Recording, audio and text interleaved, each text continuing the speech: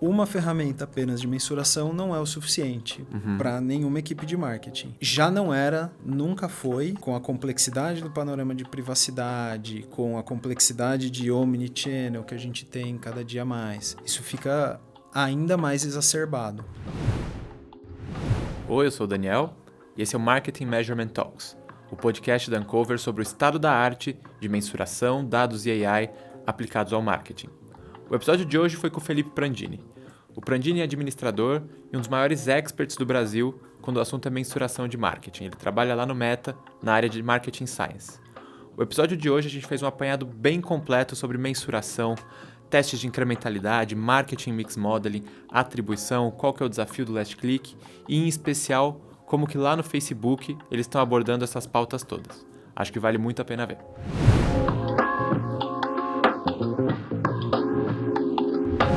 Sempre que a gente quer falar de mensuração, né, mensuração de mídia, de marketing, para mim é muito importante a gente entender o que a gente está mensurando.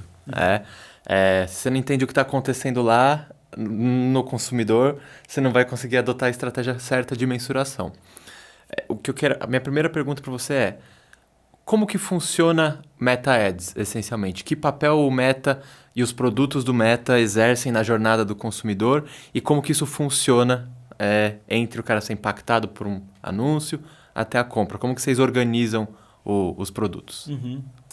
Se eu fosse tentar explicar, primeiro eu explicaria entre dois grandes grupos de produtos. Um, que é o principal produto, que são os anúncios, que a gente está mais acostumado. O segundo seria a parte de mensageria, que é uma fronteira nova que a gente tem explorado e tem crescido muito, essa parte de conversational commerce, a gente chama, essa parte de mensageria. Mas primeiro focando nessa primeira parte dos anúncios, os anúncios da Meta, a primeira coisa que se você for entrar lá no Ads Manager para selecionar e criar um anúncio na plataforma, a primeira coisa que ela vai te perguntar é qual que é o teu objetivo de negócio. Então, o que você quer fazer com esse anúncio? Você quer construir alcance? Você quer construir awareness de marca? Ou você quer construir conversas? Então, você quer trazer pessoas para o seu WhatsApp? Ou você quer fundo de funil mesmo? Eu quero conversão. E a gente pergunta isso porque, no final das contas, o sistema de anúncio da Meta, ele é um leilão. E ele é um leilão que ele tenta maximizar duas coisas: o valor para o anunciante e o valor para o usuário. O valor para o anunciante é onde entram essas questões. Então, a primeira coisa que você precisa saber é o que é valor para você, o que é o teu objetivo de negócio. E aí, ao longo das configurações que você vai configurando um anúncio, você vai configurar outras coisas, como qual é a sua audiência, qual é o seu placement, então onde ele vai aparecer, se é no feed, se é no stories, se é no Reels. Quais são os seus anúncios em si. Então você pode colocar imagens estáticas ou você pode colocar vídeos horizontais, por exemplo. Muitas vezes você tem um objetivo de visualização de vídeos, você pode escolher vídeos mais horizontais para mais uma imersão em profundidade, ou vídeos mais verticais e a linguagem de Reels, por exemplo, para você editar esse conjunto de qual é o criativo e o posicionamento. E aí é muito importante também entender qual é o sinal que você manda de volta para a plataforma, porque no final das contas, principalmente quando você vai para objetivos de fundo de funil, os anunciantes utilizam as ferramentas de compartilhamento de sinais, que a gente chama, que é o Pixel, o SDK e o Conversions API, a API de conversões, para compartilhar quando essas conversões acontecem, para que a gente consiga otimizar, tanto você utilizar essa informação para otimização, que no final das contas é isso que o leilão vai buscar, ele vai maximizar o valor por anunciante, então ele vai tentar maximizar essa probabilidade de acontecer uma conversão, quanto você conseguir também mensurar que isso aconteceu, quanto você conseguir também construir audiências com base nisso. Legal. Muita coisa aqui, vou separar um pouco essa resposta. Eu gostei muito que você dividiu, né? A gente otimiza para o usuário e otimiza para o anunciante. Porque eu acho muito interessante que a gente trabalha com mídia, marketing, né? E a gente usa essas abstrações todas de alcance, conversão, tudo. Só que para o usuário, né? Ele é só uma pessoa scrolling ali no Instagram. Como que isso funciona? Você acha, por exemplo, se eu estou consumindo ali, estou no meu Instagram, qual que é a diferença entre eu ser acometido por um anúncio que vai me gerar que vai gerar alcance, que é gerar lembrança de marca, e um pouquinho na prática, assim, versus um que vai tentar gerar conversão. Do ponto de vista do usuário, que nem você falou, é imperceptível. E aí talvez isso depois a gente vá conversar um pouco mais, mas essa ideia dentro da cabeça dos times de marketing de que existe dois mundos diferentes, né? Eu estou capturando um consumidor, não, esse consumidor aqui ele é fundo de funil e eu quero converter ele, ou não, esse aqui é de topo de funil, eu quero fazer o awareness. Do ponto de vista do usuário, ele não tem diferença. Apesar de muitas vezes algumas marcas fazerem diferenciação na estratégia criativa, né? E na linguagem de comunicação que eles usam, do ponto de vista do usuário e da plataforma, ela não tem diferença alguma. A plataforma simplesmente vai estimar qual que é a probabilidade, por exemplo, de eu fazer uma conversão para aquele determinado produto ou construir um alcance para aquele outro determinado produto. E ele vai elencar os anúncios em ordem de ranking para aquele usuário, de valor total, que é a soma do valor do usuário mais o valor do anunciante. Ele vai ranquear isso e ele vai mostrar em ordem do anúncio que tem maior pontuação para o anúncio que tem menor pontuação. Legal. Acho que conectando nisso, e na primeira coisa que você falou, para calcular essa probabilidade de gerar mais alcance, gerar mais conversão, vocês precisam receber um sinal, que nem você mencionou de volta. Quais são os principais sinais, já entrando um pouco em mensuração, quais são os sinais que você lê hoje de que um anúncio está gerando o alcance ou que ele está gerando conversão? Como que você coleta esse sinal? É tudo dentro da plataforma? Vocês usam algum sinal de fora da plataforma também? Sim, os principais sinais que vão direcionar, principalmente para quando a gente fala de objetivos de fundo de funil, porque um objetivo de alcance, o sinal é simples, é sempre. Todo mundo foi alcançado. Se o objetivo do anunciante é alcance, alcançamos. Pronto, é mostrar a impressão. Agora, quando a gente fala de objetivos mais de fundo de funil, principalmente conversão, né, otimizado para um evento, por exemplo, um evento de compra ou adição ao carrinho dentro do meu site, os anunciantes têm essa informação first party e ele tem algumas formas de compartilhar isso com a Meta. Se for um ambiente de aplicativo, ele vai compartilhar isso via SDK, seja dele próprio ou da MMP. Se for uma conversão que acontece num site, ele vai poder utilizar o Pixel, mas a gente tem recomendado muito o uso de soluções resilientes, que é a API de conversões, para que seja mandado ou pelo menos via Pixel e API de conversões. Então ele dispara de volta esse evento para a Meta, para que a gente consiga otimizar e buscar pessoas com maior similaridade, que maior probabilidade de gerar esse evento. Vamos complexificar um pouco então aqui, começar. Porque todos esses sinais que você mencionou, especialmente ligados à conversão, são muito diretos, né? Basicamente tem a ver com o cara ter interagido com o anúncio e se essa interação, você traqueou ela até ela gerar alguma venda final ali no dado first party do cara. Mas a gente sabe que, especialmente os anúncios que não são otimizados necessariamente para isso, vão exercer outro papel ali na jornada. Não necessariamente você vai traquear. Às vezes o cara vai ver o anúncio, vai comprar na loja física, vai comprar. Como que o Meta aborda o resultado que ele gera, vamos chamar assim, de forma indireta, né?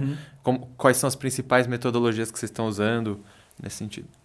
Aí não, assim, para a gente otimizar as campanhas para esses objetivos que, por exemplo, awareness, etc. No final das contas, uma campanha de awareness, ela quer gerar um reconhecimento de marca, ela quer gerar uma construção de algum KPI de marca, mas ela quer gerar vendas também no final das contas.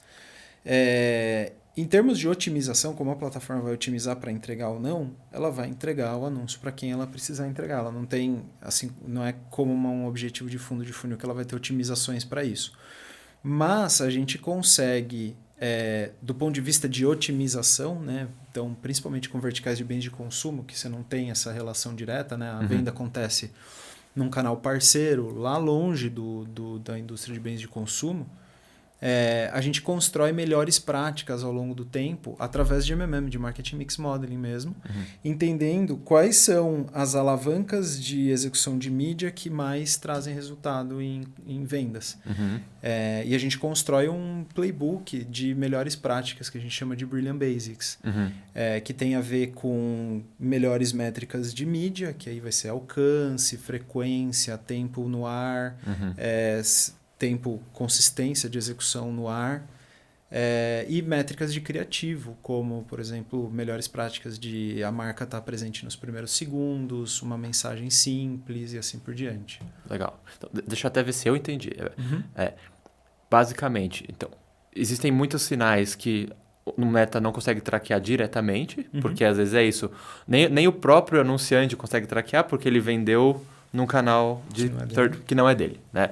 Pode ser no digital mesmo, o cara vendeu na Amazon, vendeu no Magalu, ou pode ser na venda física também, num supermercado.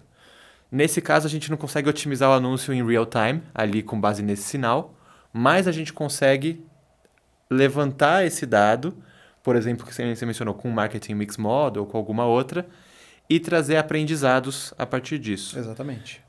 O que vocês chamam de Brilliant Basics seria, olhando para esses aprendizados de quando eu reúno esse sinal externo com as boas práticas internas, o Brilliant Basics seriam as melhores práticas para você conseguir maximizar aquilo. Perfeito. Mais ou menos isso. É bem isso, exatamente. Bem legal. Teoria, super legal. Prática. O que é mais desafiador para vocês em mensuração hoje? Assim, tanto dentro de Meta quanto com parceiros. O que você considera a parte mais difícil de provar o retorno de um anúncio quando a gente está falando do impacto de Meta? Tem toda uma parte hoje de desafio que a gente pode entrar e explorar com mais profundidade, que é a parte de mensurar de forma acurada. Porque mensurar em si, o nosso mercado, principalmente do lado digital, está muito acostumado a mensurar. Se for olhar, né, separar, né? O mercado mais offline ele tem essa dificuldade, o MMM seria a principal ferramenta para isso, ou trackings de marca / mensurações de lift de marca. Seriam as ferramentas para isso, como proxies, né, desse resultado de vendas. Do outro lado, o mercado digital, ele está, se a gente perguntar, né, no dia a dia, ele não vê que existe uma barreira para mensurar. Mensurar é possível, para quem tem o first party, eles mensuram. Aí o desafio está mais na qualidade da mensuração, o quão acurada ela é, como, por exemplo, porque a metodologia mais difundida seria a parte de atribuição, principalmente via last click, ou last touch, etc. E aí, desse lado, o mercado está muito acostumado, ele não vê que existe uma dificuldade, mas a qualidade dessa mensuração pode levar a decisões incorretas. Perfeito. Eu acho isso super interessante, né? É aquela coisa de precisão versus exatidão, de o last click ele não é difícil necessariamente de operacionalizar. Muito pelo contrário. Mas ele gera uma dificuldade interpretativa porque não necessariamente o sinal que ele te manda de uma campanha está dando certo ou errado é o sinal mais preciso sobre se essa campanha está dando certo ou errado. Exato. No final, ele pode te levar a tomar decisões incorretas, porque não necessariamente o simples fato de eu ter interagido com aquele anúncio como o último ponto de contato antes da minha conversão, significa que aquele anúncio trouxe esta conversão. Perfeito. A decisão poderia ter sido tomada antes. Por isso que a gente fala como fundamento de mensuração muito na Meta, ela prega isso há quase uma década já, a questão da mensuração incremental, o ponto de incrementalidade. E que aí eu acho que é esse segundo bloco de metodologias de mensuração, cuja ótica é mais correta, digamos assim, né? É olhar para a incrementalidade, mas a operacionalização é bem mais difícil, a interpretação é bem mais difícil do que de um last click, né? Perfeito.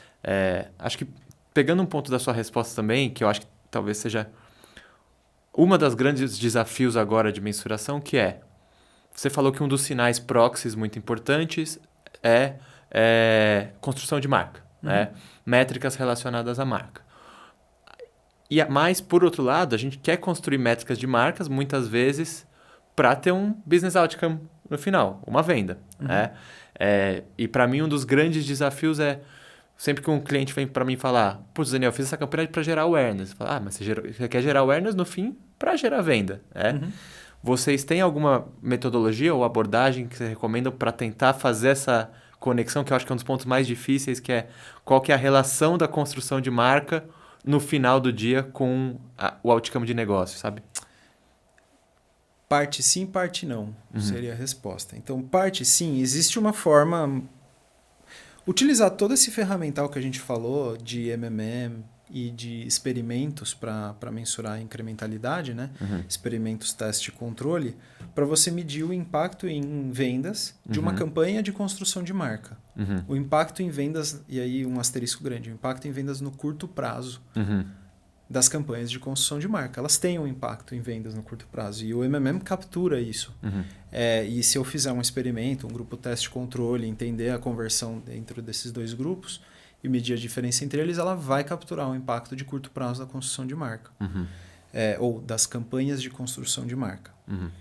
Agora, a resposta que não é simples, e aí tem algumas abordagens para isso, e a gente tem os primeiros thought leadership construídos recentemente nesse sentido, é uma metodologia que você consiga entender, como se eu fosse desenhar um gráfico causal, né, do que causa o quê.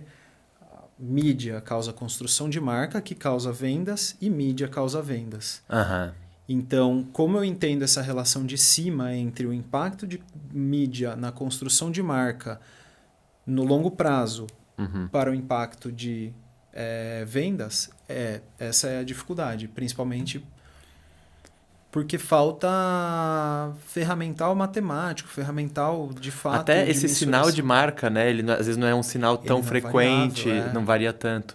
Especialmente em alguns mercados. Por exemplo, a gente tem melhores evidências disso em países que possuem painéis de mensuração de marca granulares, frequentes e com cobertura muito alta, que cubram o país inteiro. No nosso mercado, a gente tem uma certa limitação. Os nossos painéis de mensuração de marca eles tendem a ser um pouco mais amostrais, até pela menor digitalização do mercado brasileiro, etc., a maior dificuldade das empresas de pesquisa utilizarem painéis virtuais, etc., a gente tem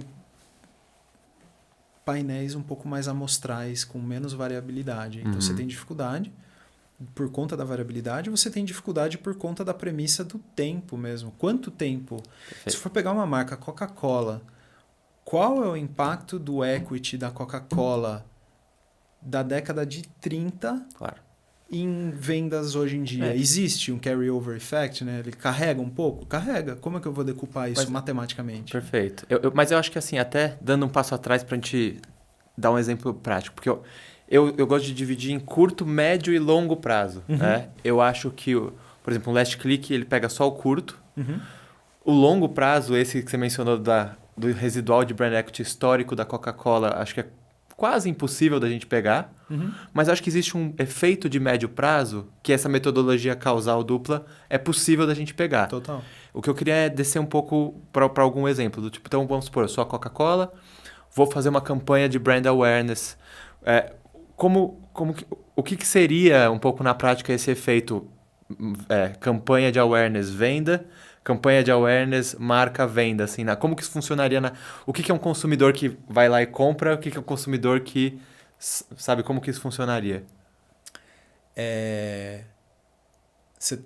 Você diz do ponto de vista da mensuração disso ou mais do ponto de vista da teoria de marketing mesmo? Do ponto de vista do consumidor, exatamente. O que está acontecendo na cabeça dele ou deles, dos consumidores, para a gente poder ter essa abstração?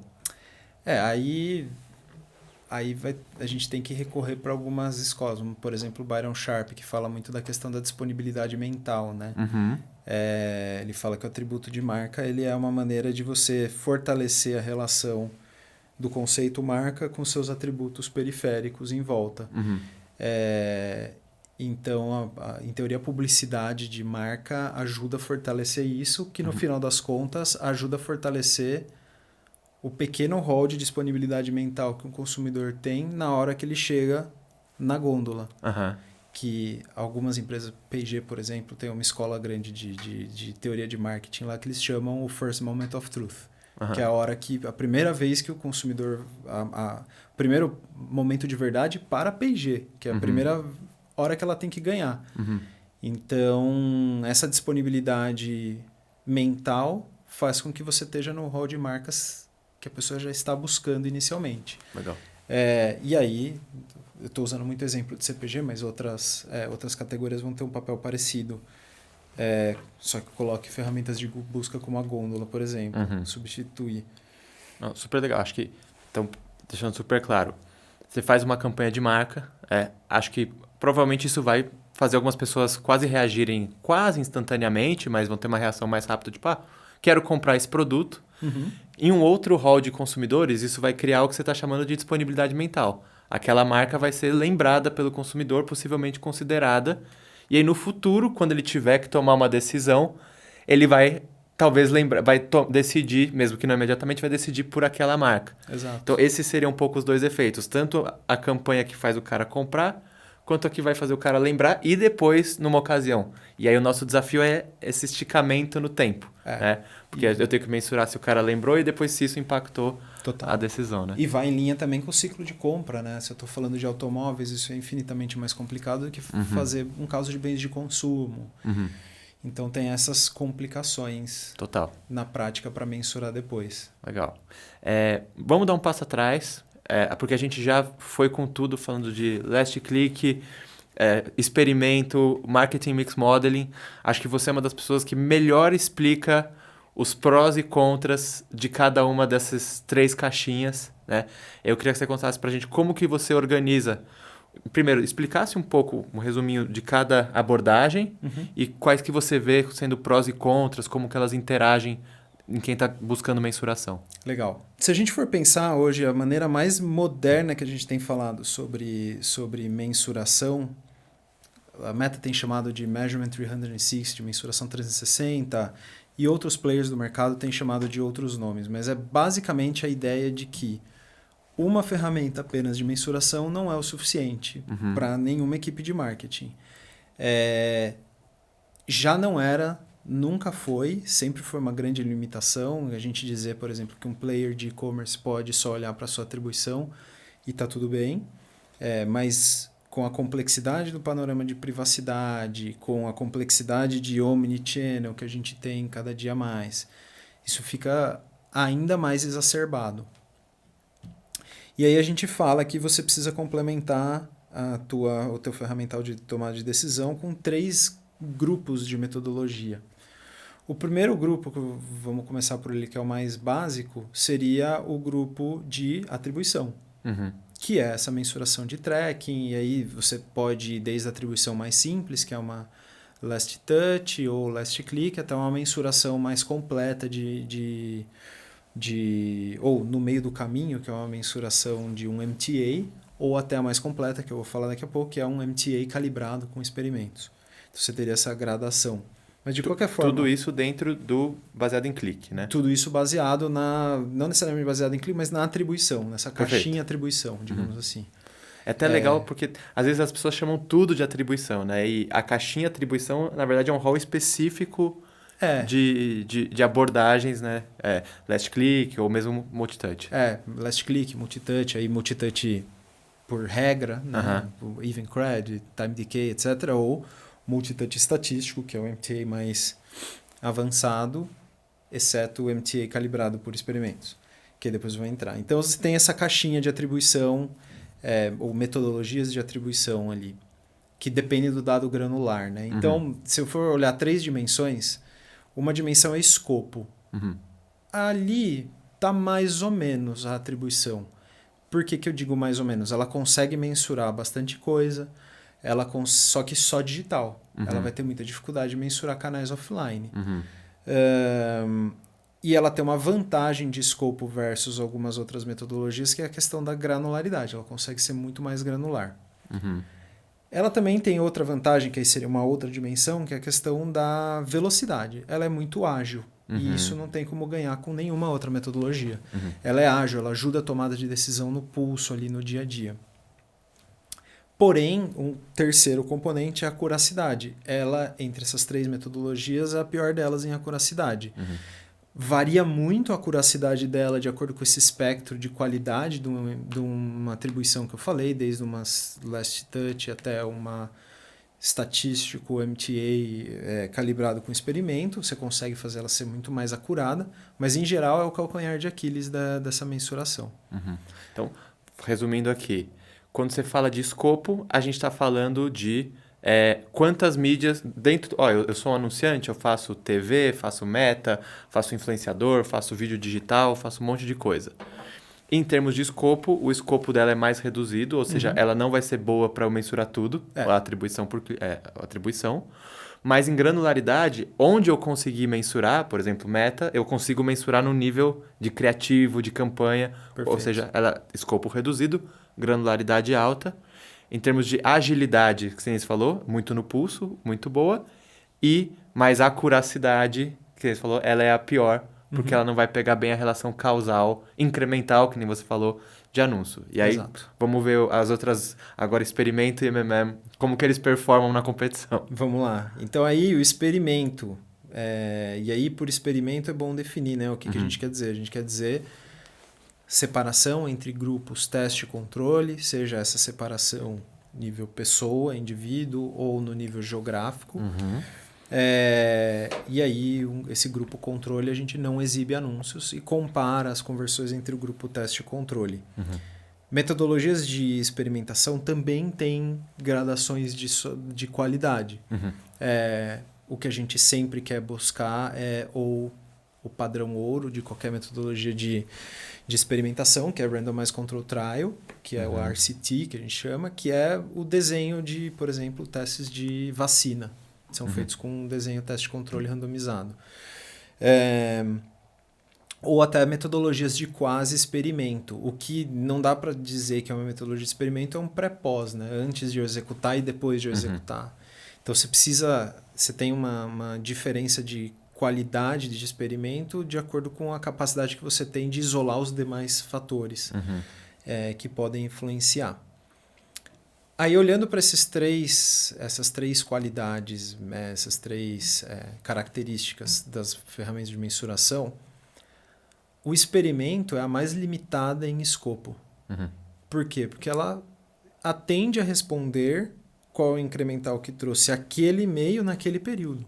Naquela campanha. Naquela campanha, naquele espaço de tempo. Ela não consegue dizer... E aí, se eu determinei que por exemplo, a campanha, né, aquele e-mail é meta...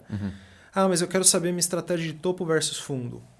Não sei. Eu fiz um experimento no total. Então, ela tem essa série de limitações de escopo.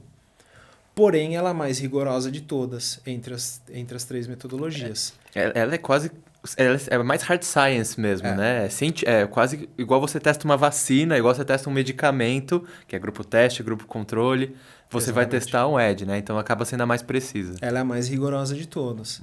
E ela tem a questão da periodicidade como um intermediário ali. Você pode rodar experimentos com uma certa frequência. Você tem o custo de oportunidade de rodar um experimento, como qualquer coisa que você não vai mostrar um anúncio, você está perdendo uma parte da sua audiência potencial. Mas tem um certo trabalho envolvido, né? Tem um certo trabalhinho, mas você consegue rodar com uma certa frequência. E aí complementam essas outras duas o MMM, que ele tem dentro do seu principal fortaleza o escopo.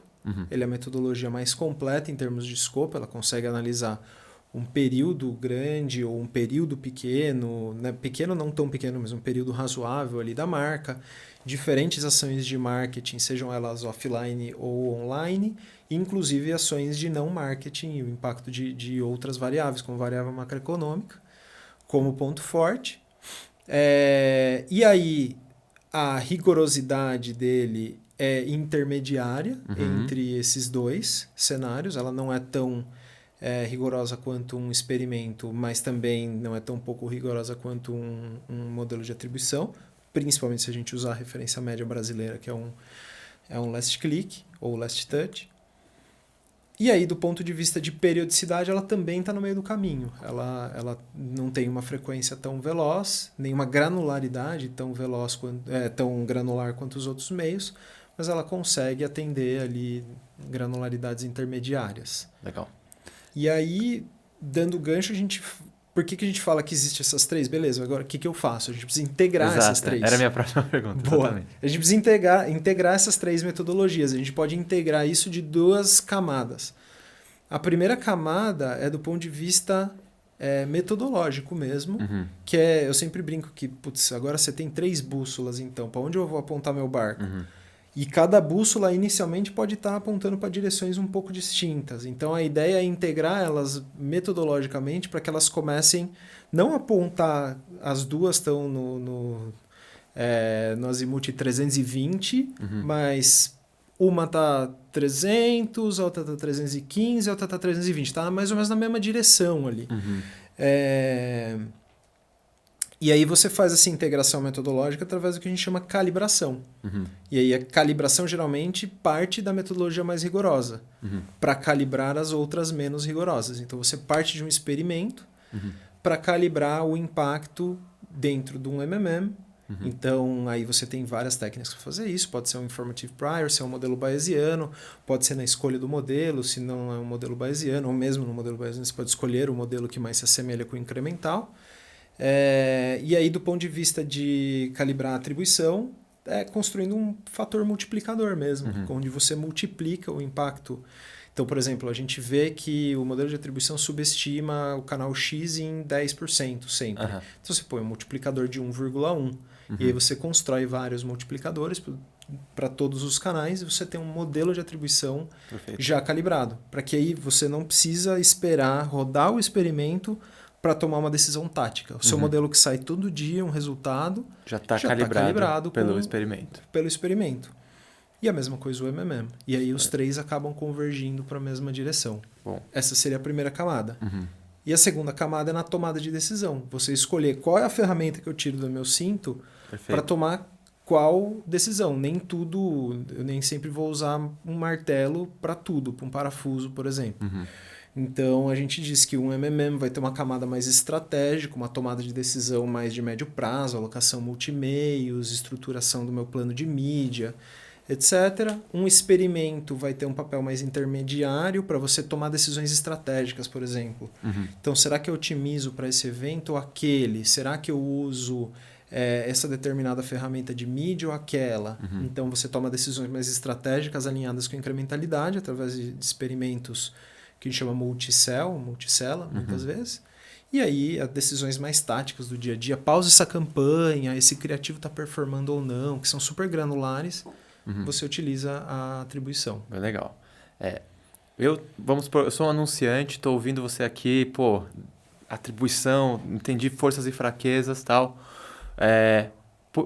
Por onde eu começo e qual que é o perfil de anunciante? Existe um perfil certo para cada abordagem de metodologia? Teria algum tipo de anunciante que fala, você não está pronto para um experimento? Ou quando que eu... Duas perguntas, né? Por onde eu começo e quando que eu estou pronto para cada metodologia? Quando que eu sei que um experimento é certo para mim ou um MMM é certo para mim? É difícil dizer. Eu acho que cada caso tem um caso um pouco diferente, mas eu sempre diria para começar por onde você já está, né? Então, eu já uso... Minha fonte de verdade de tomar decisão hoje é a atribuição. Tá bom, vamos começar melhorando a sua atribuição. Qual é o melhor caminho primeiro? Então a gente pode melhorar a sua atribuição através da incrementalidade. Então vamos rodar experimentos para os seus 2 principais canais e vamos calibrar o seu modelo de atribuição. Esse passo é mais simples.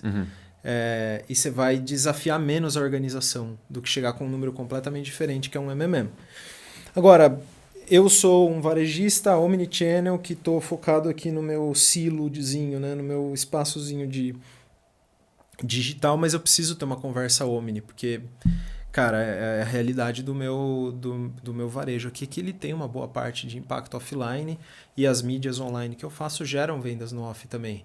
Então, talvez não. A gente desprioriza isso e começa, vamos por um papo primeiro de um MMM, que ele tem um escopo mais completo. Boa. Então, cara, é muito difícil... Basicamente depende do seu contexto, orçamento, área que você atua, categoria de produto, Exato. Né? Legal. Antigamente a gente tinha... A gente ainda usa esse framework de jornada de mensuração que o meu time construiu, onde a gente falava, primeiro você vai maximizar o seu impacto na meta. Depois você vai começar a medir qual é o impacto real que a meta... Aliás, ao contrário. Primeiro você começa a mensurar o impacto real que a meta traz. Então você vai construir experimentos para medir isso. Depois você vai otimizar a execução da meta através de experimentos multicella. Então você vai testar diferentes estratégias para ir aumentando a incrementalidade que a meta consegue gerar. Para daí, num terceiro passo, você calibrar seu modelo de atribuição com incrementalidade, expandir. essa era uma jornadinha padrão que a gente construía e trabalhamos muito com esse framework. Mas hoje em dia não dá para simplificar tanto. Assim, eu tenho mais dificuldade de aplicar esse framework, que era muito simplificado, dentro dessa realidade que a gente está hoje. Total. Olhando um pouco mais para o Marketing Mix Model, queria um exemplo de você que você tenha ou implementado ou visto de como que foi a implementação dele, de um caso bem sucedido. Né? O que foi um exemplo de um bom uso de um Marketing Mix Model que você já tenha visto na prática e como que vocês na Meta lidam, o que vocês consideram uma boa aplicação de um Marketing Mix Model? Legal. Putz, para mim, o gargalo maior de uma implementação de sucesso de um Marketing Mix Model é que ele começou bem alinhado com a liderança. O erro, ou o problema mais comum que eu vi nesse meu tempo trabalhando com as indústrias é o Marketing Mix Model ser engavetado. Alguém lá dentro teve a ideia de fazer um MMM, ele fez e ninguém tomou decisão nenhuma com base nele, porque quando vai subir para a liderança está tão acostumada com outras métricas que ela barra isso. Então, a primeira parte para dizer o que é um MMM bem implementado, menos sobre a metodologia, menos é que ele está alinhado com a organização, com a estrutura de tomada de decisão da organização. Desde buy-in de liderança, rixas políticas entre diferentes áreas on e off, está todo mundo comprado que esse é o caminho que a gente vai. Então, isso determina muito um sucesso de um bom MMM. Aqui só complementando, né? Um MMM perfeito que não orienta nenhuma decisão vale muito menos do que um MMM nota 8, mas que orienta muitas decisões, né? Então, o primeiro passo é as pessoas vão fazer alguma coisa a respeito disso. É muito mais importante do que qualquer qualidade matemática do modelo. Total, perfeito, né? Perfeitamente. E todo esse alinhamento político que é às vezes a parte mais importante para que o MMM de fato vingue. Do outro ponto de vista, o que eu vejo que são implementações bem-sucedidas são implementações que tinham um racional, uma pergunta de negócio muito clara do que eu precisava responder, para onde eu precisava seguir. Então, isso também é uma parte muito importante. E aí entra muito na parte mais tática do modelo mesmo, da qualidade, o que a gente vê que é o que é o futuro do MMM, porque a gente fala que é um renascimento do MMM, né? O MMM não é nada novo, tem, tem 40 anos, está na primeira versão do Kotler, o negócio. Então, o que a gente tem visto que esse renascimento do MMM, ele é um MMM muito mais ágil. Então, antes um MMM, quando a gente pegava uma companhia lá que tinha muitas marcas, ela fazia para as 3 principais marcas um MMM por ano para auxiliar a tomada de decisão da fatia dos budgets anuais. E para outras marcas fazia uma vez a cada 2, 3 anos. E aí, assim, azar, vai replicando ali, porque é tão estável o negócio, entre aspas, né? Que tá tudo bem. Hoje em dia a gente vê que o MMM é mais ágil, né? Mais veloz ali, com mais frequência, é muito mais importante. A segunda característica é que ele é mais moderno no sentido de ele utiliza técnicas mais modernas de modelagem e até técnicas menos manuais. Ele é um pouco menos dependente da mão do modelador. Então, ele utiliza algumas técnicas de machine learning ou AI para você tentar sugerir modelos que são modelos mais factíveis, porque antigamente era basicamente, a gente sempre diz que mesmo é tanto arte quanto ciência. Ele é tanto arte porque você precisava de um modelador com uma experiência absurda, com uma baita bagagem, para escolher manualmente qual que era cada uma das variáveis e a curva de adstock, a curva de saturação daquela marca para cada meio. Então isso vinha com uma bagagem, mas que no fim também é um bias do modelador. Então a gente diz que esse MMM mais moderno, ele vem com menos desse bias.